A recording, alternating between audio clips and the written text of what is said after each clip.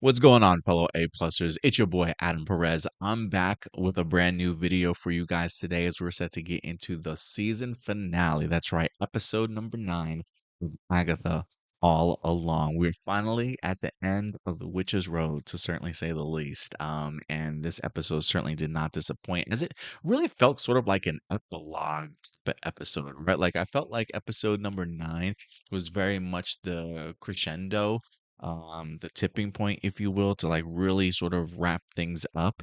Whereas episode 9 felt very much like let's fill in the blanks, right? Like now that most of the stuff has certainly ended, we've had some sort of big reveals and cliffhangers.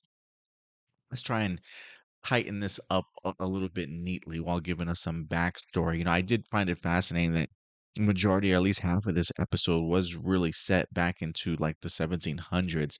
And then towards the end, getting the opportunity to see Agatha going through different decades out into sort of present day. So, an interesting choice, I thought, in regards to how they decided to tell the story, especially in hindsight, looking back on how the episode was, right? Like, could you have done a flashback of Agatha and Nicholas and Rio, maybe somewhere in the middle of all this, or is the ending of this sort of feel kind of right? And to me, it kind of works. It kind of works. It was a little bit a little bit more slower paced for sure, but I think it definitely puts into perspective Agatha's life, along with just seeing who Agatha truly is at the end of the day. I mean, this woman is just cold-blooded, to certainly say the least, but I love the reveals in here in regards to the truths about the Witch's Road ballad, the truth about the Witch's Road, what really happened to Nicholas, what happens next for Billy along with Agatha, certainly now that she was a ghost. So I thought Jacqueline Shaffer did a great job of wrapping things up here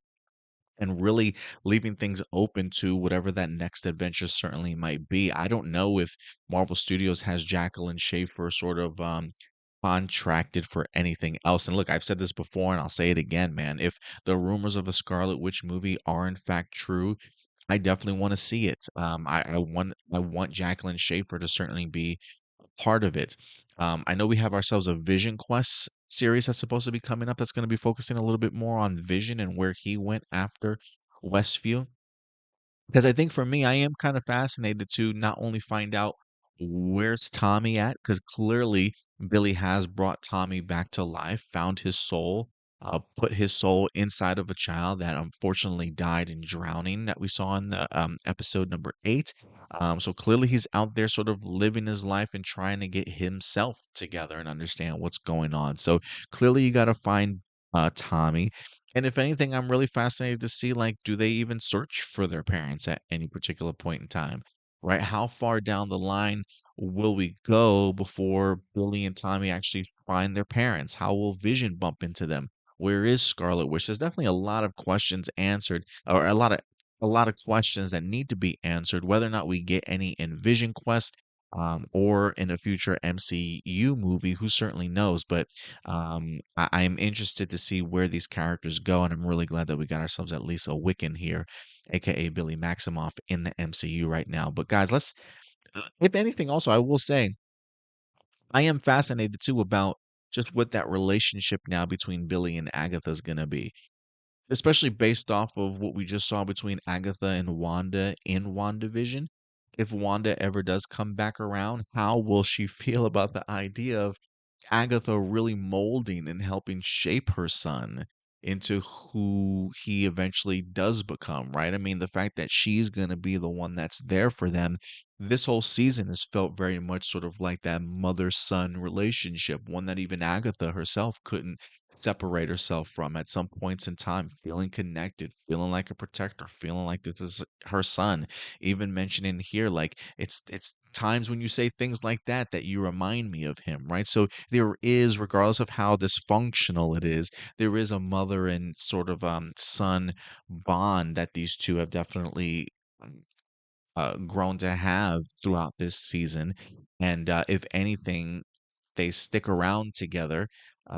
He technically will have been her mom for his mom for a short period of time. So, I would be interested to see how the kids handle a reunion with their family and how their family feels about Agatha being the one to kind of quote unquote raise them, if you will. So, overall though, man, really enjoyed the episode. Love the flashback stuff. Love putting the pieces together and getting some twists and turns and some reveals here. But let's talk about some of those here. One of the things right off the bat we have to talk about is Agatha's son, Nicholas. Finally get to see what happened with her son. And it's fascinating too, because all season long we were under the impression that she traded him for something, right? The dark hold. Or at least that's what the theories and the rumors certainly were, right? I think that's what Jen wound up bringing up to Billy's attention in here, or Teen's attention in here. And even he kind of dismisses it, even though us as viewers are like, I don't know, we can't really trust Agatha. She seems like she's the type that would really do anything for power. And we're probably pretty close. I mean, just the idea of finding out that the Witches Road ballot was a con in order to get suspecting witches that were looking for help and in really terrible places in their lives in hopes of finding something better, all in an attempt to just acquire their abilities, and to kind of see that through all the generations and the decades that Agatha lives through up until present day. It's like, yeah, Agatha really would almost do anything, but at the cost of her son, not so much. And one of the things that I walked away from at the end of this episode, I was thinking to myself, why was he taken? She talks about we have Rio, aka Death, in here, ready to collect the body. Clearly they had already been in a relationship prior. And Agatha doesn't want her to take it. And so she says, I'll give you time. What we have seen is Death, or Rio, if you will, if she has to take a body, maybe it was because she missed an opportunity to take another body. But then again, she technically is Death, right? So I guess Death truly does kind of come for us all. And I guess instead of her child sort of dying in childbirth, Rio does grant her that opportunity to kind of spend some time with her, spend some time with him. And so there was a part of me that was thinking to myself, well, why does he die though, right? Like, why does she take him? Is it something that Agatha did, or whatever the case may be? And I wind up finding this interview by Jacqueline Schaefer, the showrunner. And one of the interviews says, let's turn to Nicholas Scratch. His story in the comics is radically different. How did you arrive at what happens to him in the show? And she says, I was really interested in the idea of Agatha's source, pain, being something very human, very intimate, very private. We talked a lot about Agatha, the performer and the liar, and I was very interested in peeling back all the layers and just having the story be Agatha had a son who did not have power. He loved him, and he died. He says, it's so tragic to me. It takes my breath away. It seemed very daring to do that the truth behind everything isn't some Faustian bargain with Mephisto or with Rio, or that Agatha didn't trade him or kill him, which just was the awfulness of something that people on this planet have to deal with every day. It felt far more powerful. And you know what? I gotta tell you, man, after reading that, I remember how I felt watching the episode. And as somebody that myself is a father right now, I have looked at my son the way that Agatha had looked at him. That smirk, that smile, just in pure adoration of like what we've created, what we have in our lives, right? I mean, somebody said this to me one time, and it truly hits. It's like the children that we have is truly our hearts living outside of our body. And the idea that unfortunately death does come for all of us. You could be 1 year old, you could be 2, you could be 30, you could be 67, you could be 6 or 7, right? At the end of the day, you just don't know when your time is. And unfortunately for Agatha, it was her son's time. And I guess in a sense, Rio gives her that blessing of being able to even experience what that certainly is like. But it doesn't make it any less of a tragedy, the idea that it wasn't something crazy or a deal that was made. Just it's just life and death, unfortunately. And that moment hits me that much more. That it wasn't anything special. It's just his time had come. And I just think that's just a beautiful idea and an execution on Jacqueline Schaefer's part to really put in the into perspective what the death meant for Agatha, and the idea of what she then how she handles maybe her grief, in the sense of continuing to con witches, absorbing power, right? And just kind of moving forward with her life. And maybe she never really truly properly dealt with it. So I thought that was just really fascinating also. So I really love the Agatha and her son stuff. But yeah, man, the idea that Nicholas created the ballad, right? Didn't even start off as the Witch's Road, but the Windy Road, and then over years it just continues to change and become something else, and a song that these two wind up putting together and singing it so long for such a long time, and other people, other witches hearing it, it really becomes sort of like this folklore, this tale. People start to certainly believe it. And I personally just love how they're the writing in here is just so smart. I think even in the article mentions how they really wanted that moment in episode 8 of Billy discovering everything that happened to sort of feel like the unusual suspects moment, right? Where you got the big reveal, everything that happened, you start connecting the pieces sort of on the board and how it kind of all comes together. I thought the execution of that was certainly perfectly done, because this does let us know while the ballad is a fraud, the idea of the witch's road is a fraud also. That she's never been down the witch's road as much as Agatha certainly wants to boast about it and tell people she's been the only one that's kind of survived it, or whatever the case may be. Really building up this story, and the idea of seeing how visually like surprised that she was that the witch's road sort of opened up at her house, technically for like the very first time. I think we said this in the previous review, right? It was fascinating looking back on it, the idea that when they do sing the song and the door doesn't appear, she says, just so you guys know, it didn't take this long the last time. And then when it does appear, she definitely looks shocked. So it's just fascinating, the idea that she planned on killing those witches just in an attempt to kind of get her power. And it makes you want to, it does almost makes me want to go ahead and rewatch the season, or at least the first two episodes again, because it's just going to hit that much more differently knowing what the truth is. But I think if anything, if anybody feels some type of way about what happened, it definitely is Billy. He's definitely kicking himself for the death of some of the witches during that trial. But while he feels some type of way about it, I guess in a weird way too, I think he sort of released these witches from some of their burdens and some of their guilts also.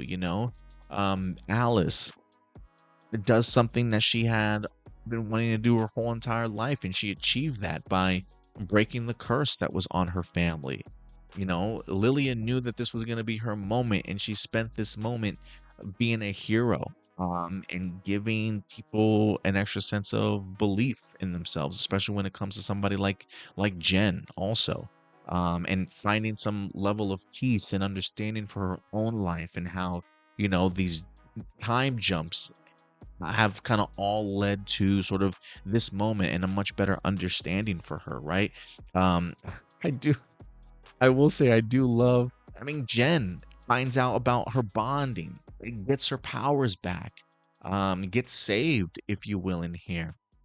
So while Billy is beating himself up, and yes, these witches certainly died, they died achieving something that they were really longing for. And I think that's a different perspective that Billy needs to sort of see, that while it may look one way, there's more to it than just that. It did get a good laugh when Billy says, "And Mrs. Davis," and Agatha's like, "Who?" Like she still don't remember this damn lady's name after all this time. It just makes me crack up, and just reminds me just like how callous and Agatha can be, and how she just really doesn't care about them at all. Um, so yeah, it shows the power of Billy, um, what he can do besides just reading minds and being extremely powerful magic wise. The idea that, like his mother, he can definitely create whatever it is that he certainly wants, if he certainly puts his mind to it. So look, Billy's definitely going to be down a very interesting road right now, dealing with the guilt and shame of what he did, but maybe accepting the idea of how to become a better witch. And he's being guided by Agatha. I mean, I don't necessarily, it's not going to be all roses when it comes to her, right? It is one of those things. Can you trust her, even if she is certainly a ghost? The teachings that she's going to teach Billy, are they going to, is he going to be a little bit more, even more on the darker side when we wind up seeing him later? Or will he personally find some balance between the dark and the light, to still be a good witch and to be a good person and a superhero at some point in time in his life? So, I really enjoyed this episode, man. Kudos to Jacqueline Schaefer and the whole writing team for putting this together, and the way in which they told this story, execution of everything truly worked for me. And if there is any honorable mention, I love the fact that Jen lives throughout this. I am kind of curious. I mean, and also in my notes, I said technically she's really the only witch alive to have said that she's traveled down the road before. Maybe her and Billy also, but she didn't believe the road existed. The road appeared for her. She went through the trials. She survived. She got what she wanted at the end of it. And now she's off to live her life. I mean, talk about a witch under fire to really be able to go through all those trials, achieve what they want, and go on and hopefully do bigger and better things. I don't know where she's certainly going to pop up at, but I think Jen, out of all of them, had one of the, just as complete a story as anybody else. So there's a part of me that's really happy for her as a character, and I would be curious to see as to where she pops up again. I'm not too familiar if she's even a character in the comic books, to be quite frank with you. I might have to do some Google searching myself. But if anything, I hope they utilize her again in some way, shape, or form. But Marvel, keep Jacqueline Schaefer around as much as you can, man. But overall, guys, I had a blast with this season. Enjoyable episode. Answer some questions. I'm sure that people will probably certainly have more questions. But I think we got some great answers in here. But look, guys, at the end of the day, these are simply my A+ opinions. I want to know yours. We may talk a little bit more about it at A+ Hero Report this upcoming Sunday live.